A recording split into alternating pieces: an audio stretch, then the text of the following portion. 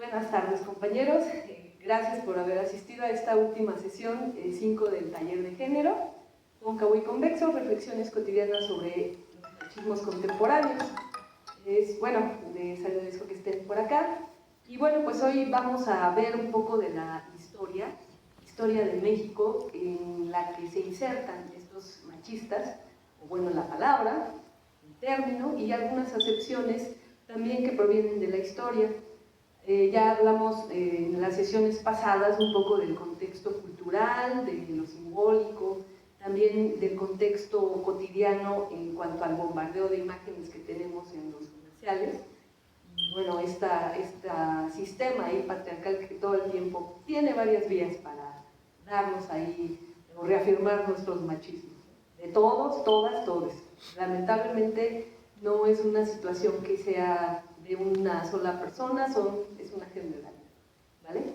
Y bueno, pues vamos a ver hoy lo que nos propone el antropólogo Didier Machilot, espero haberlo pronunciado bien, él es francés, es antropólogo de la Universidad de Poitiers y profesor y miembro de la Academia de Estudios de Género, Población y Desarrollo Humano de la Universidad de Guadalajara. Pertenece también al Centro de Estudios Mexicanos y Centroamericanos, y bueno, pues tiene ahí su línea de trabajo, de los machismos, y aparte otra que es el análisis de los mecanismos de la discriminación y la violencia.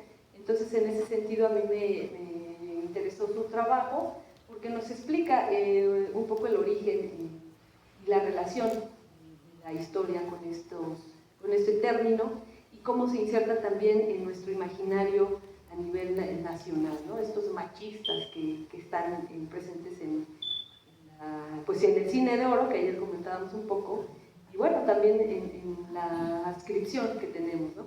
Macho mexicano. Muy bien, acá vamos a hablar un poco de su capítulo 2, los machos revolucionarios, y estas tres variables que se entrecruzan para explicarlo: la raza, la clase y la nación. Acá en este análisis, bueno, él inicia con un poco de contexto con los análisis científicos que se hacían en el Porfiriato. Este tipo de análisis en el que se hablaba más en términos de una eugenesia, de explicar a las personas mediante sus conductas y patrones de la sociobiología. Sí, eran términos en estos análisis científicos sumamente etnocentristas, clasistas, totalmente. Y bueno, a lo largo de su primer capítulo habla precisamente del término del mestizo vulgar, por ejemplo, del que hablaba uno de estos científicos porfiristas, Ezequiel Chávez, en 1900. Todos estos primeros científicos que provienen de esta cepa, como pues, ahí muy al estilo de la eugenesia, se caracterizan por analizar algún rasgo peculiar de los hombres. Por ejemplo, acá Ezequiel Chávez, en este estudio que hace ensayos sobre los rasgos distintivos de la sensibilidad como factor del cáncer mexicano, trata de explicar de dónde proviene esa mexicanidad. Se trata de explicar al individuo a partir de ciertas condiciones, pero las condiciones siempre están atravesadas por la marginalidad, por la pobreza, y obviamente eso es lo que van a ellos a expresar en sus análisis. Entonces, por acá se trata también a nivel, digamos, más general, de explicar de dónde proviene esa mexicanidad que todavía no se tenía en términos de un movimiento revolucionario. Después de la colonia se ve al mestizo como una figura, un hombre pobre, un hombre derrotado, pero también un mal o un cáncer que hay que eliminar. En el Porfiriato, con este afrancesamiento total de la cultura, donde hay una oposición que encuentra este autor entre lo francés, que es la cultura, el poder, ¿no? Y versus lo otro, lo vulgar, lo pobre, y a quienes hay que volver a controlar. Pero bueno, vamos a ver. También hay otros análisis que se hacen después de la figura del mestizo. Está la figura del lépero.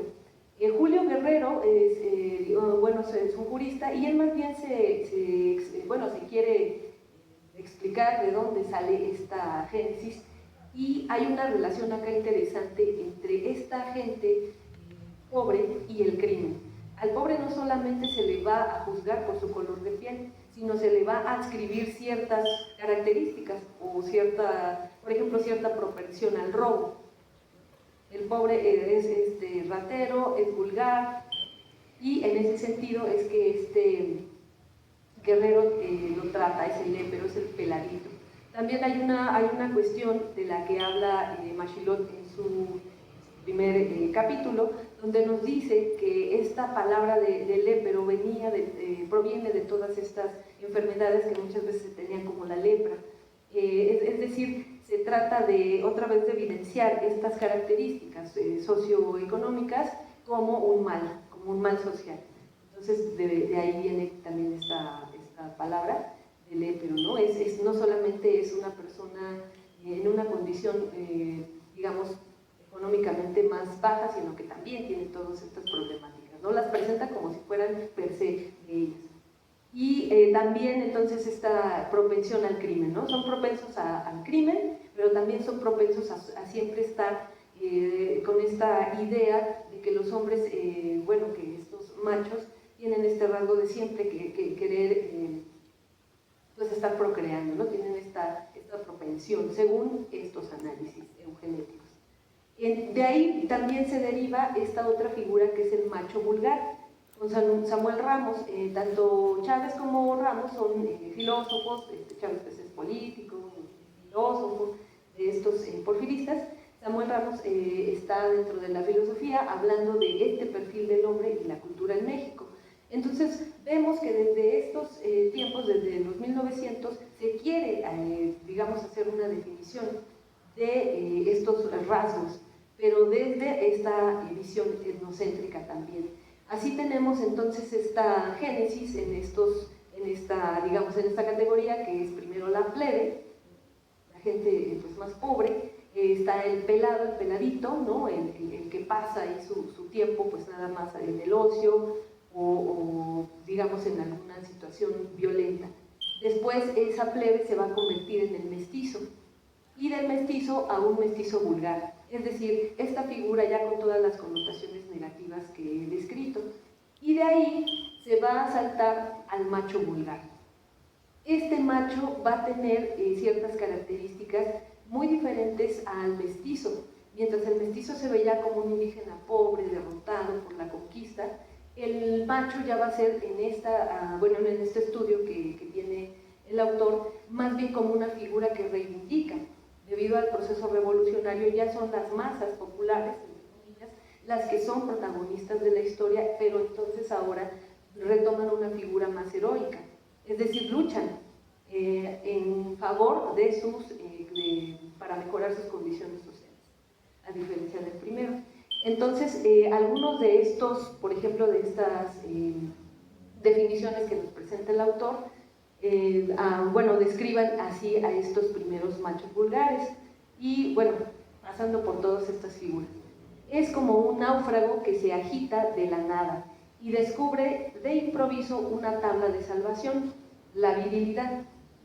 La terminología del pelado abunda en alusiones sexuales que revelan una obsesión fálica, nacida de considerar el órgano sexual como símbolo de la fuerza masculina.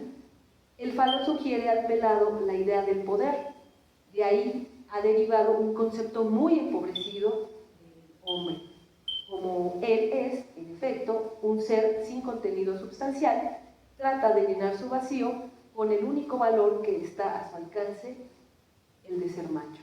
Entonces, ahí hay una serie de situaciones que podríamos analizar bajo estos procesos de invasión colonial. Si esto es lo que le queda al derrotado, digamos, entre comillas, ¿sí? Es la violencia, si esto es lo que podemos exaltar, entonces también tendremos ahora ya a la luz de este presente, ver por qué no se han cuestionado más estas situaciones y por qué más bien se regresa hacia ellas. En una entrevista, Rita Segato hablaba, por ejemplo, de esa violencia que queda, más o menos en este contexto. Si hay una persona que ha sufrido de esta invasión, ¿qué le queda llegar? O por ejemplo, cuando se trataba de esta violencia que había en las haciendas. ¿Qué quedaba para el hombre derrotado ante una explotación laboral, sino el alcoholismo o la violencia hacia los otros, a los que sí podía rebelarse, ¿no? Rita Segato en una entrevista decía, bueno, no se puede rebelar contra su opresor. ¿Con quién se rebela entonces? Con quien tiene en casa, que es más, pues sí, como más débil, ¿no? Los hijos y también la esposa, ¿no? También de ahí podríamos retomar esta situación de la violencia doméstica y preguntarnos entonces sobre todas estas situaciones en las que tiene que pasar un macho para llegar a serlo. Históricamente podemos ver que es como este despojo. Primero es el despojo de una tierra, es el despojo de una cultura, bueno, intentó despojar, ¿no? Y ahora también puede ser ese despojo de un empoderamiento. Obviamente también el despojo del empoderamiento de las mujeres y a partir de esta visión también cómo nosotras reeducamos o educamos a través de esos despojos. ¿Sí? Pero bueno, vamos a seguir con esto. Acá entonces en los orígenes de la relación entre macho y nacionalismo, aquí hay una situación que el autor está analizando. Y él dice que, a diferencia de lo que dice Matthew Goodman, este antropólogo americano, que ubica a los términos macho y machismo entre 1930 y 40, bueno, él dice, los ubica Goodman como este símbolo de la masculinidad. Lo que va a decir Didier Machelot es que no, hay evidencias en los corridos, por ejemplo, no el corrido revolucionario, sino, digamos, un corrido anterior a la revolución, donde ya se nombran a estos héroes, tal vez no como un macho, no como esta situación de lo que nosotros entendemos como un macho de la revolución, pero sí ya aparecen estas figuras. Ahora, también la palabra macho proviene de esos estudios eugenésicos que hacían en el Porfiriato, porque se describía al hombre como un animal, como el macho. Esa era la connotación que tenía en esos orígenes ese macho. Pero acá en términos de lo que nosotros ubicamos como un machista de la revolución, sombrero, bigote, ¿no? Carrilleras y todo lo demás, pues está antes de esa revolución. Eso es importante también decirlo. Y otros términos, ¿no?, que se relacionan más con el machismo, son por ejemplo de hombrismo, la cuestión de la hombría, de la valentía, o de ser muy hombre, o de ser hombre de verdad, que se relacionan precisamente con la valentía. Entonces, dentro de todas estas acepciones, ahí tenemos que hacer estas distinciones, y el macho entonces también como esta figura que nace de este nacionalismo rampante. Aparte de la territorialidad, aquí en México, por estos procesos históricos, tendríamos que inscribir a esta figura. Y bueno, también a las Adelitas. Entonces, este ideal del machismo está, digamos, muy ligado a estos, sí son como figura revolucionaria, entiéndase por ejemplo Pancho Villa, sí es el machismo un elemento y un factor que acompaña a estos procesos de nacionalismo post-revolucionario. Por eso también es como más esa característica que le da a México, esta cuestión del machismo. Aquí yo lo que quise traer, digamos, a la discusión en esta sesión es precisamente de que no solamente tenemos a la cultura que nos imbuye en estos machismos, a las cuestiones simbólicas en lo que vemos, sino también en las cuestiones históricas.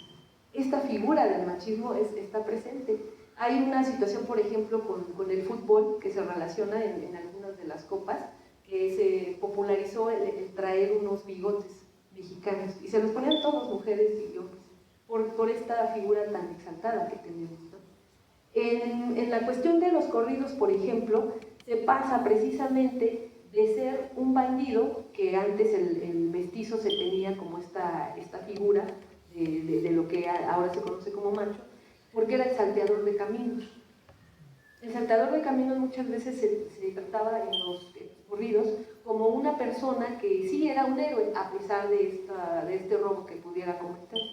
Pero también aquí hay otra situación en cuestión económica. Hay esa situación de un bandido que podía así robar a las clases adineradas, pero que era este forajido que muchas veces podía ayudar a su población. ¿Cuántas veces no hemos visto, por ejemplo, en las películas ahí de estas del cine de oro, esa situación, el bandido, que pues sí, siendo una persona que comete delitos, ayuda, ¿no? Es como este superhéroe, ese es antihéroe, ¿sí?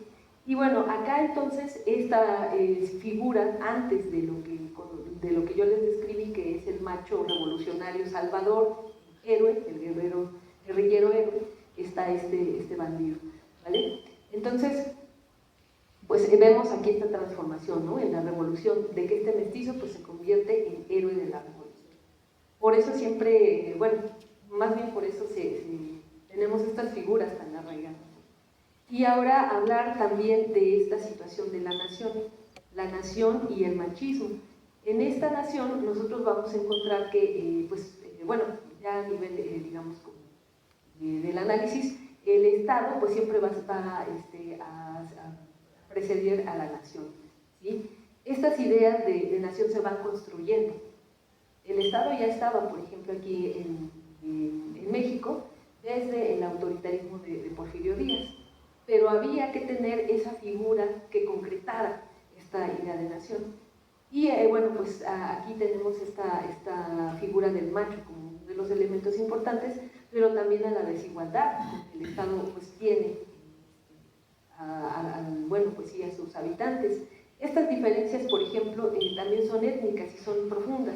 Mientras en el sur, por ejemplo, se tenía esta explotación de las personas indígenas, en el norte, bueno, pues se beneficiaba a los extranjeros que venían pues a explotar minas o cualquier otro recurso.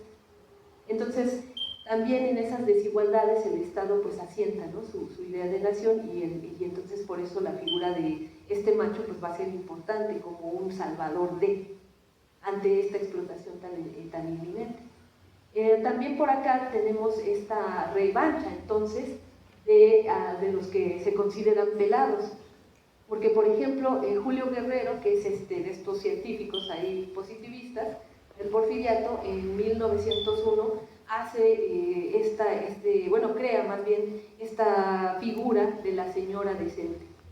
Si este pelado, este pueblo, esta masa se está rebelando ante lo que debería ser el establishment, vamos a crear otra figura que sea contraria. Entonces la señora decente es algo que se va promoviendo versus esa cuestión vulgar, promiscua o degradante que tiene esta figura del pobre. Entonces, esto, bueno, yo lo relacionaba con lo que vimos en el primer video. Si las mujeres, por ejemplo, ahora están saliendo de su lugar, entre comillas, de su lugar que es la casa, que es los cuidados, pues habrá que entonces regresarlas con discursos. Acá, si estos pelados estaban saliendo del Huacán, había que oponer, incluso con figuras ideológicas, esa salida. Entonces, por eso esta cuestión de los machos aquí, en términos de cómo se va configurando todo un proceso, ya sea revolucionario, económico, social, tienen que ver con estas miradas. Bueno, el autor habla precisamente de este etnocentrismo con el que otra vez se están creando conceptos. Es así entonces que vamos a ver este mestizo, ¿no? Este mestizo que salta a una raza cósmica, en donde hay ciertamente desigualdades y donde la discriminación social otra vez enmarca a esta figura. Y bueno, pues digamos que a pesar, ¿no?, de esta desigualdad social, racial, esta participación de las masas populares emergen en la historia, ¿no? Entonces también acá tendríamos que tener en cuenta esa situación, cómo pues lo que ahora es el pueblo bueno va a revertir y va a contestar a ciertos procesos. En Latinoamérica, por ejemplo, cómo va a contestar a este regreso de la ultraderecha o en otros procesos que se puedan presentar. Y bueno, el mestizaje también pues constituye un elemento que es, que es propio de la nación, ¿no? Y entonces estas figuras pues, van a encarnar después en, digamos, en figuras míticas.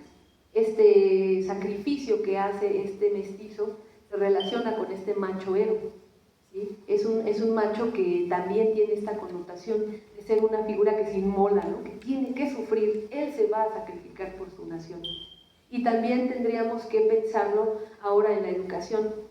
¿Cuáles son esas violencias que tiene que atravesar un niño, por ejemplo, y luego un adolescente y ya consolida como adulto para llegar a ser muy hombre? Rita Segato también habla de eso. ¿Cuáles son la educación que tiene que pasar, esas pruebas, esos ritos que va a pasar a un hombre para llegar a ser un macho, que tampoco no son fáciles? O sea, al final es un despojo de esa parte de los hombres que se ha hecho en su sensibilidad, pues en poder hablar, etc. Y bueno, pues ahí también habla de esta situación de la homofobia, este macho revertido o invertido, que también se trata como un ser al que se le denosta todo el tiempo, como un anormal. En esta figura del macho héroe no puede existir esta situación tan sensiblosa, ¿no? Porque esta sensibilidad más bien provenía de un afeminamiento en este contexto porfiriano.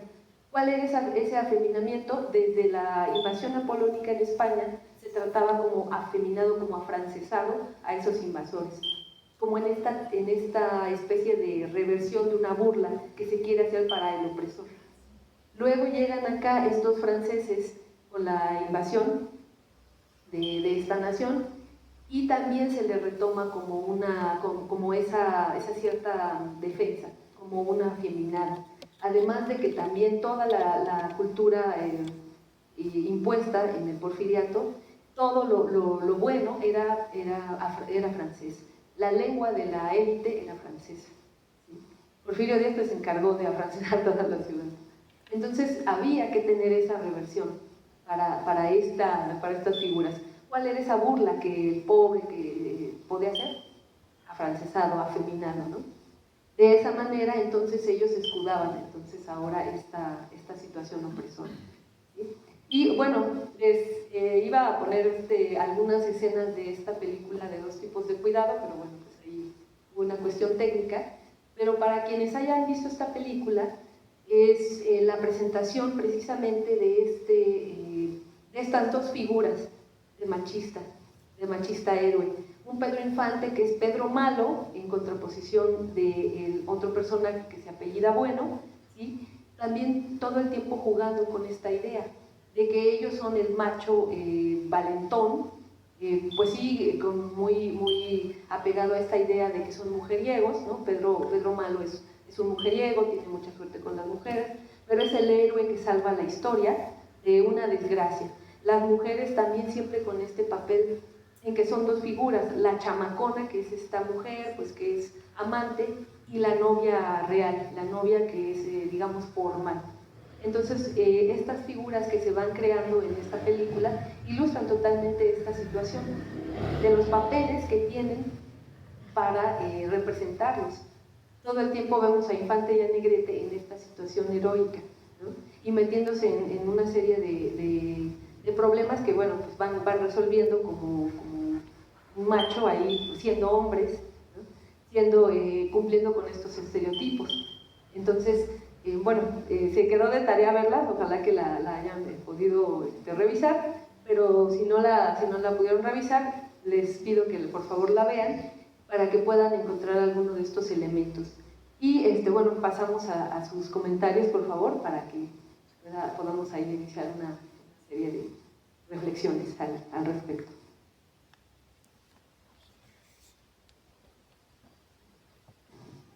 ¿Quién quiere participar? Profesor, por favor. Yo descubrí todo esto ya más de 20 años. Antes no, todo era igual, todo era lo mismo, no había ningún cambio, todo estaba normal. Y sí me influyeron mucho las películas antiguas, ¿verdad? Que habla mucho del machismo, que el hombre tiene que ser muy hombre, nunca debe llorar, llevar la batuta, y proveer y tener las novias que quieran. Y yo tenía como fija esa idea, pues eso es lo normal, ¿no? Y hasta después, ya entrado en los 20, ya empecé a comprender que era otra cosa, ¿no? Diferente. Y cómo era la cultura, y empecé a descubrir también los roles de la mujer y los del hombre. Entonces yo siento que la misma mujer también propiciaba inconscientemente, porque decía, es que así es, yo no lo voy a cambiar.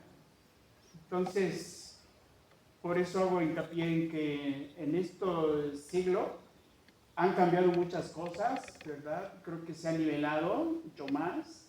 Ya hay mujeres en los gobiernos, ya hay mujeres en las cámaras, ya hay una presidenta después de 200 años de república. Entonces, son tal vez pequeñas cosas, pero creo que ya hay un avance, ¿verdad?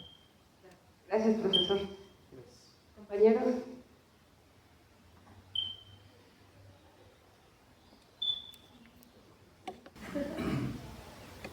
Es que también me haces reflexionar con lo que hemos en estas sesiones, ese punto de que también en el optimismo que tenemos pareciera que va avanzando, así como ha avanzado la tecnología, que con los pasos, el pensamiento, el tratamiento de conciencia, más o menos lo que lo hablamos también en la primera sesión, ese pequeño retroceso, ¿no? México sí, una primera mujer presidenta, en Argentina ya la hubo, y ahorita que está regresando, ¿no? Todo el retroceso que está haciendo Argentina es un símbolo de que algo está pasando también, ¿no? Y tarde o temprano poder volver a regresar, en algún sentido, si nos dormimos en lugares pensando que seguimos en un camino recto, aunado a de que va a cambiar las generaciones, y pues ya lo hablamos, ¿no? Otra vez, las generaciones, las nuevas generaciones argentinas parece que están pensando de diferente manera. Quién sabe ahora las mujeres mexicanas, cómo lo van a pensar en unos 10 años, que es el proceso de una generación. Entonces también es ese punto reflexivo de cómo manejarlo, y el punto también de la reflexión simbólica y de propaganda a través del mismo arte, cine, el cine, la pintura, toda esta misma cuestión, pues tienen totalmente un análisis de cómo poderlo explicar, ¿no? Nos mencionabas ese imaginario del mexicano macho en las películas de cine de horror, que parecieran inocentes, que a la vez hoy estamos viendo que no era tan inocente, pero también a cuestiones que se vino también este cine vulgar, que gustó, pareciera que gustó, que es el cine de Fichet, que era el inicio de un albur más explícito, más sexual, entre hombres, y no se decía nada. Parecía, hoy podemos criticarlo, que parecía que entraban a un juego homosexual entre los mismos hombres, y eso era el macho de los años 80, que yo puedo con hombres y con mujeres en la cuestión sexual.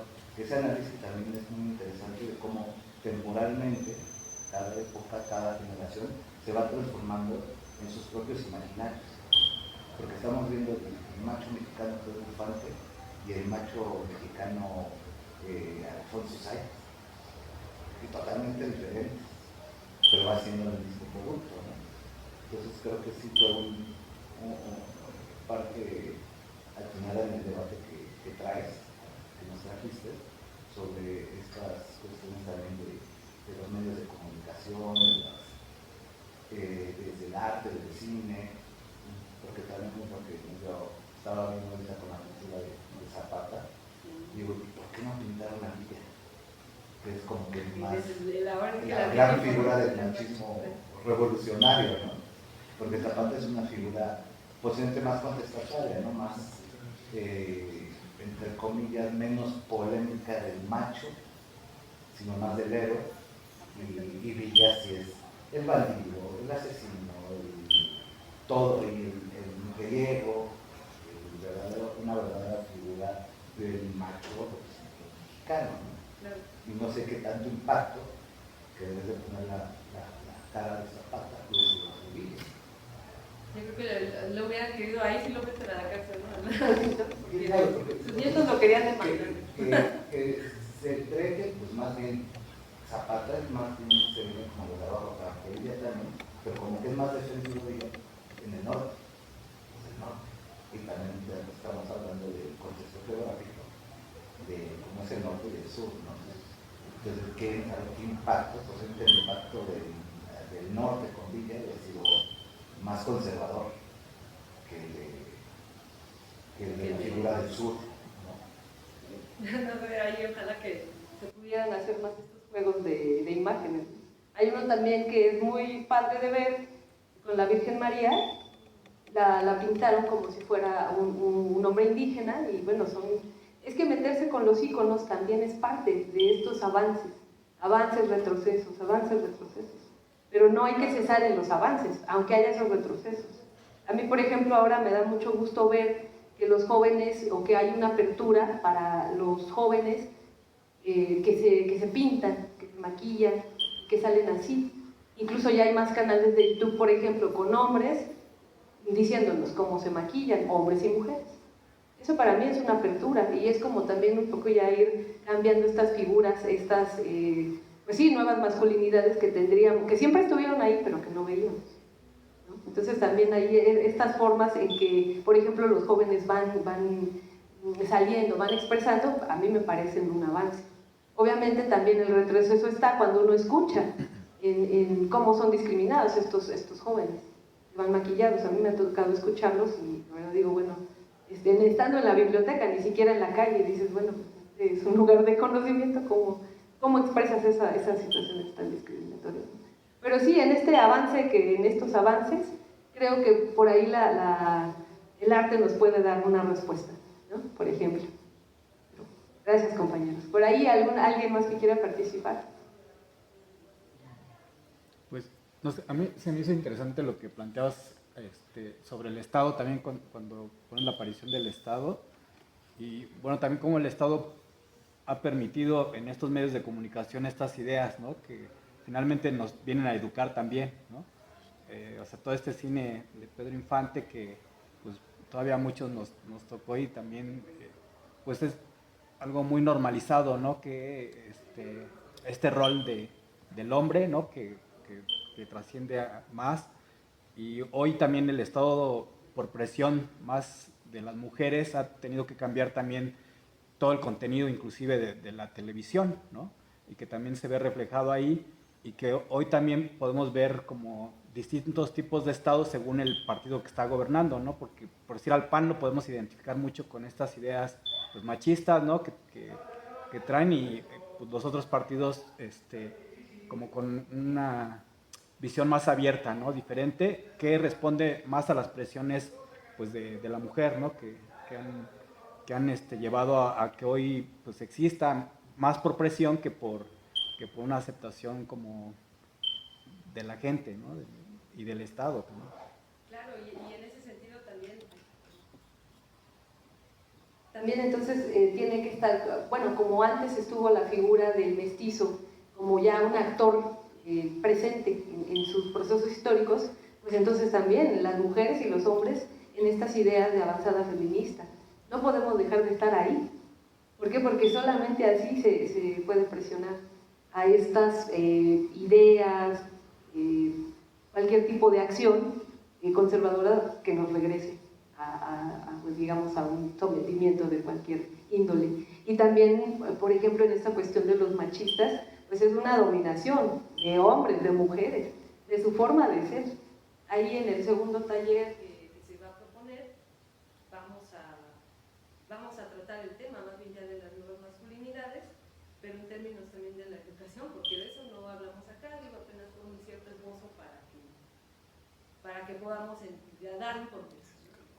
Pero sí es interesante que se plantea, ¿no? Hay que dejar de ver también estas presiones sociales como van a estar ahí, que tienen que estar ahí, para que pues no se nos regrese ahí cualquier cuestión de derechosa.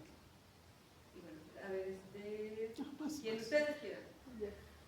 Bueno, estábamos viendo los ejemplos de las películas de esta época, pero esos mensajes, esas influencias finalmente siguen vigentes, ¿no? Tal vez no sea con cine, pero por ejemplo tenemos estas expresiones musicales como el reggaetón, ¿no? Donde se puede hablar abiertamente a la mujer como una cosa. Entonces, o sea, esta es una influencia importante, como dice Fernando Buenavaz, ¿no? Es más efectivo tratar de influenciar a través de estos medios. Entonces, para mí es algo impresionante que, por ejemplo, el reggaetón se oye donde sea, a la hora que sea, frente a quien sea.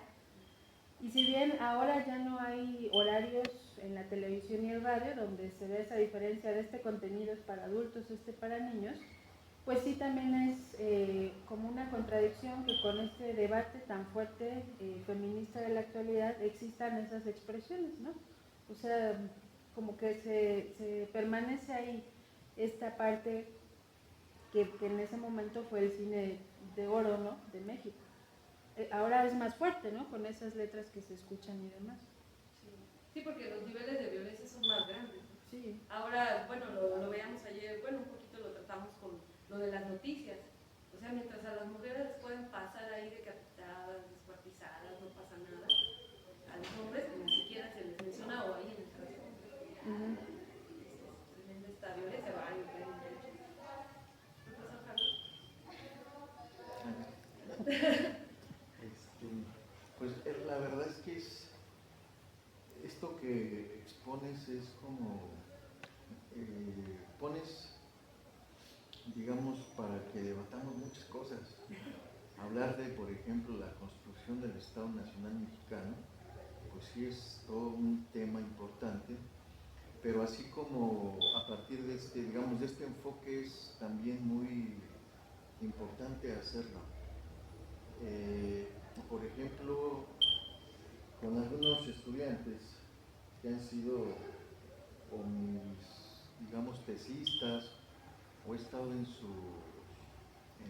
exámenes, ¿no? Como parte del sínodo, también hubo hace ya como una década, yo diría, estoy hablando de los estudiantes de la UNAM, ahí en Filosofía y Letras, hubo como un importante, digamos, una ola, incluso antes del movimiento feminista en la UNAM, en donde este tipo de temas fueron tocados en muchas tesis.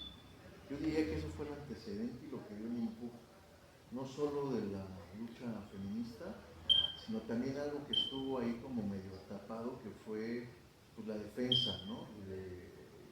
Pues ahora del movimiento gay, nosotros lo conocemos, pero ella se llama de otra forma, el LTBG, ¿no? Y en una de las tesis de uno de los compañeros estudiantes, hablaba precisamente sobre esto que tú estás planteando. Incluso es muy parecido, o sea, es una forma de analizar muy parecida la que haces ahorita y la que hizo este compañero. Y él obviamente formaba parte de la comunidad gay de la facultad. Entonces, pues estaba defendiendo su estar, su ser, y aparte, pues presentando un trabajo importante de investigación histórica, social, incluso desde la teoría feminista, ¿no? Y lo que planteaba, por ejemplo, en uno de los capítulos que es muy importante, planteaba esta discusión de cómo el Estado Nacional, como cualquier Estado Nacional, construye sus referentes, ¿no? Digamos, de género, pero muchos otros, las identidades que se van conformando. Pero la discusión la mantenía entre este mestizo, ¿no? O esta idea del macho, y la otra, que era lo que ellos llamaban en ese entonces, no le llamaban comunidad gay o LTBG, sino él dijo, como nos llamaban eran jotos, ¿no? Y como, por ejemplo, esta idea del mestizo que viene de este importante intelectual mexicano, ¿no? Que incluso por mi raza la da el espíritu. ¿Sí? ¿Cómo se llama este tipo? Vasconcelos. El de la raza cósmica. Vasconcelos. Vasconcelos. él creó el nacionalismo, o fue un factor importante donde se creó el nacionalismo mexicano, y todos los miembros destacados de la cultura y la producción artística eran más machos que nada, y se enfrentaban con los otros intelectuales que tenían, pues eran parte de la comunidad gay, que eran más literatos, ¿no? Jorge Cuesta y otros. Salvador Novo, ¿no? Que se burlaban porque le decían Salvador Sobo, ¿no? Y entonces ahí también discute esto. Entonces, para terminar mi comentario, a mí se me hace muy importante también la reflexión, digamos, sociológica, histórica, de las ideas, ¿no? De la construcción de las identidades, porque en realidad somos producto, ¿no? La mayoría de los machos mexicanos somos productos de un proceso muy prolongado de construcción de la nacionalidad que se da a partir de los años 40, 50, y que, como decía Gramsci, ¿no? Antonio Gramsci, por ejemplo, en todos los estudios sobre la literatura nacional, pues ahí se construye. Por ejemplo, él hace el estudio en Italia, cómo se construye muchas de estas identidades, ¿no? Algunos autores, por ejemplo, está Perus, que acaba de fallecer, ¿no? François Perus, ella tomaba mucho de Gramsci y planteaba esto para el caso de América Latina, cómo la cultura, que es la que en realidad construye toda esa estructura simbólica para construir la idea de Estado Nacional y para construir, por ejemplo, estas ideas o figuras, por ejemplo, como nos hablaste de la mujer decente, ¿no? Que además sigue funcionando. Si las mujeres no se comportan de cierta manera, pues ustedes saben que les dicen 3 letras, ¿no? O 4, 3 letras, ¿no? 4, perdón. Entonces, todo eso sigue operando, o sea, el nacionalismo mexicano sigue operando, y más que un retroceso, más bien es una lucha permanente entre dos visiones de la modernidad. Una visión en la cual pensamos que todas y todos deberíamos de tener libertad, ejercicio de nuestros derechos, y otra visión en la cual no es todo lo contrario, ¿no? No todos son iguales, dicen la derecha, ¿no? Y es una lucha permanente. Entonces, más que retrocesos, pues es una lucha permanente entre dos visiones o más, pueden haber más, en la cual pues la lucha simbólica, ideológica se da, ¿no? Y el arte es esa tabla para surfear, en donde podemos ir a cualquier lado diciendo y construyendo imaginarios, ¿no?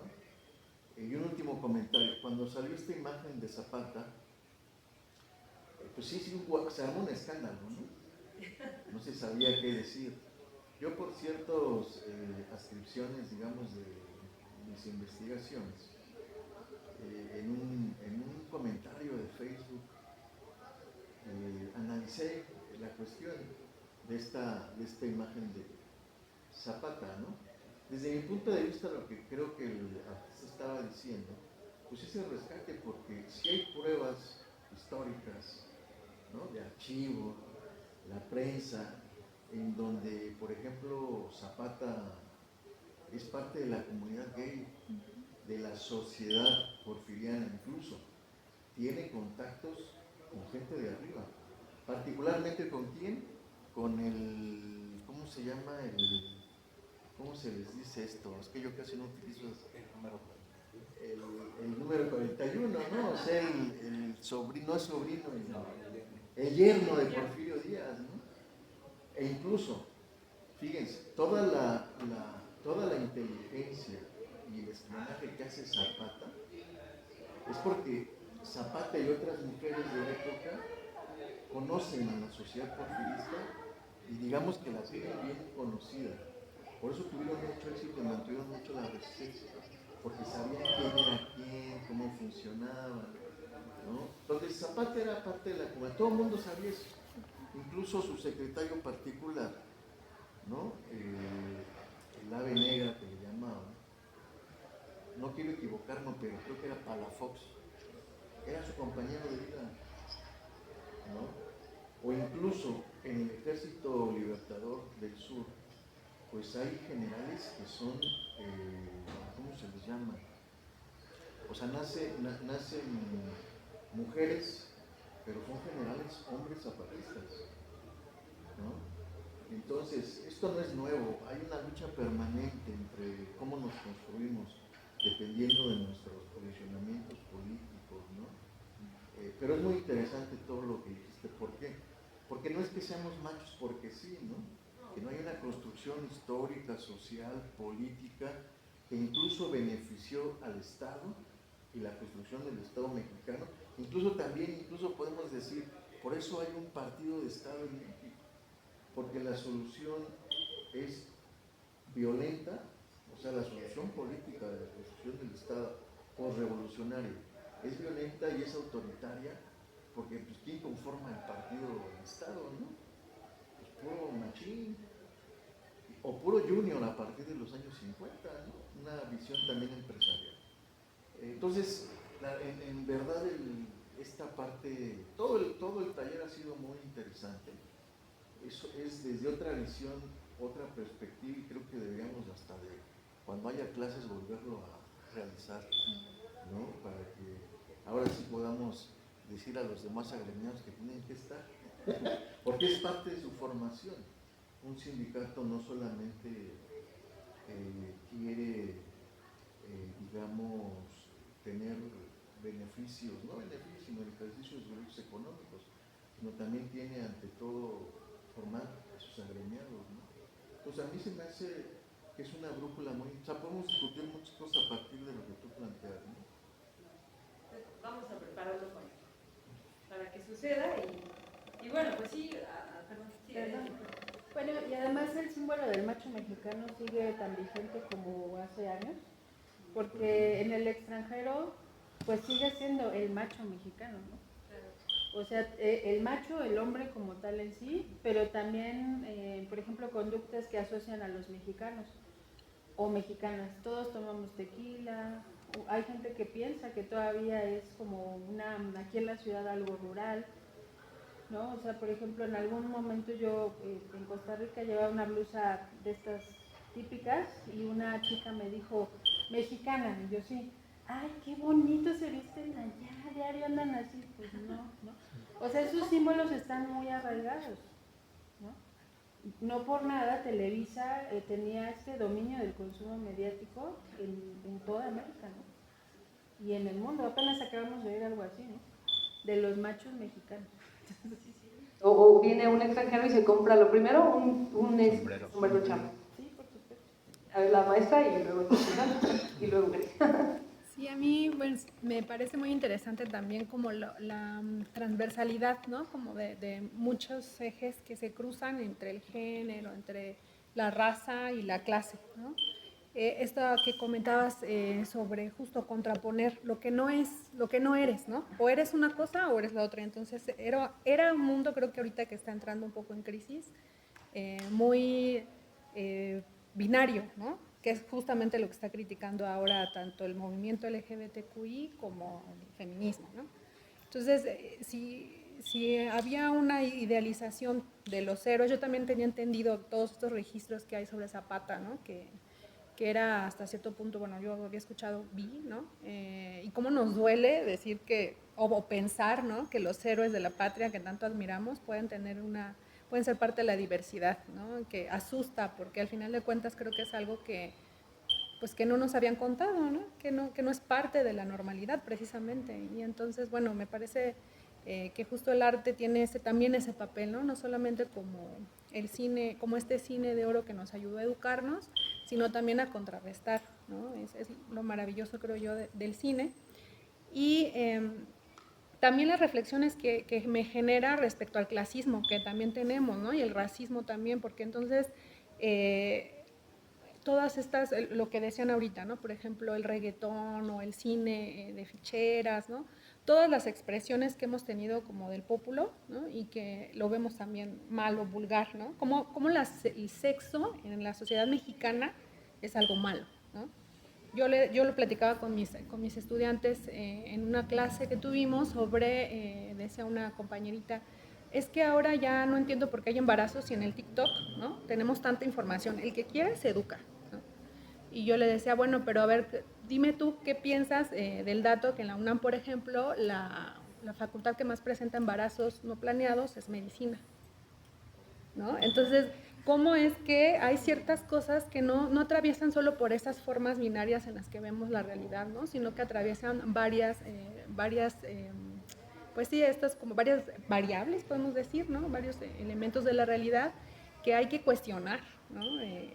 Precisamente con todo esto que nos estás haciendo ver, ¿no? Sobre lo que es y lo que no es, lo que es violento, lo que queremos ser, al final de cuentas creo que ahorita está siendo cuestionado y que nos asusta y que por eso nos incomoda tanto, ¿no? Y que tratamos de defender justamente como lo que es decente, porque eso traemos en herencia, ¿no? Como lo que no es. Y eso también yo creo que me remite a la conquista, ¿no? Lo que tú eres civilizado o eres incivilizado, ¿no? Si eres indígena, si entonces eres pobre, si entonces eres vulgar y todo lo que conlleva ser eso, ¿no? Que no queremos ser. Entonces es bastante interesante todo lo que nos trajiste hoy. Ahora que hacías el comentario, profe, bueno, hay un pasajito del que habla el autor y dice que, por ejemplo, se me fue el nombre del muralista, Diego Rivera. de Diego, él precisamente se refiere al arte de los maricones, lo decía, en términos despectivos, porque no era, él se refería al arte como que era contestatario o no era, pensando en estas izquierdas machistas también, ¿no? Decía, no, pues eso ni es arte, porque eso es de afeminados, es de maricones. Entonces, pues sí, también tratar de cada vez, ¿no? Como ir tendiendo hacia estos otros opuestos. Y también, por eso es importante como tanto reconocer eso que nos asusta, como dice, ay, ¿cómo ponen a Zapata con esta onda? Despertó una polémica muy fuerte, pero pues sí, hay que despertar la polémica precisamente. Por eso es bueno confrontarnos, ¿no? a esta situación, ¿no?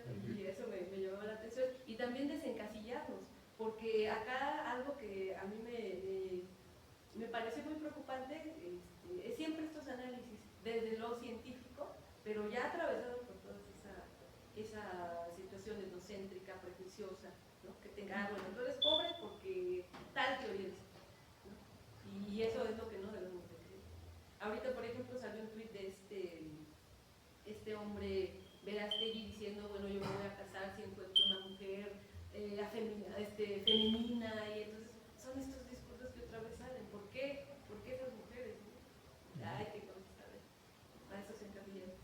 Sí, digo, rápido, sobre estos, o sea, estas tensiones son como muy permanentes todavía hoy, ¿no? Inclusive que pensamos que ya pasamos o dejamos atrás esto, pero por decir ahorita lo del Chicharito que salió, ¿no? Lo de Cuauhtémoc Blanco en la Cámara, o sea, está todavía muy, muy, muy presente y bueno, quién sabe cuánto dure y cuánto también tenga como la fuerza este discurso feminista que estaba transformando, ¿no? A todos, ¿no? Transformándonos a todos, porque también eso pues, nos obligó a mirarnos, ¿no? Nosotros mismos también como hombres, como machos y todo esto y poder transformar esas ideas, ¿no? Pero digo, está todavía con mucha tensión, ¿no? Sí, claro, o sea, lo que tendríamos que tener es precisamente esa reflexión continua y confrontarnos también. Porque digo, ¿a quién no le encanta ver? Bueno, yo les comentaba ayer a los compañeros, mi top de culpabilidad es que me encanta ver ese duelo Negrete-Infante en esta película de los tipos de cuidado, ¿no? Entonces yo confieso, compañeros, traigo ese machista. Pero bueno, para cerrar, si no hay otro comentario que quieran realizar, doy por cerrada la sesión, la última sesión de este taller, agradeciéndoles enormemente su presencia. Y bueno, pues vamos a hacer otras actividades, yo creo que van a ser en línea, no nos pierdan de vista, a pesar de que sea en línea, pues va a haber una serie de actividades que se pueden realizar y en el chat vamos a estar también ya subiendo los resúmenes de cada sesión para que ustedes puedan realizar más cómodamente cada actividad, ¿vale? Y esperamos sus piensos y sus escritos y pues muchas gracias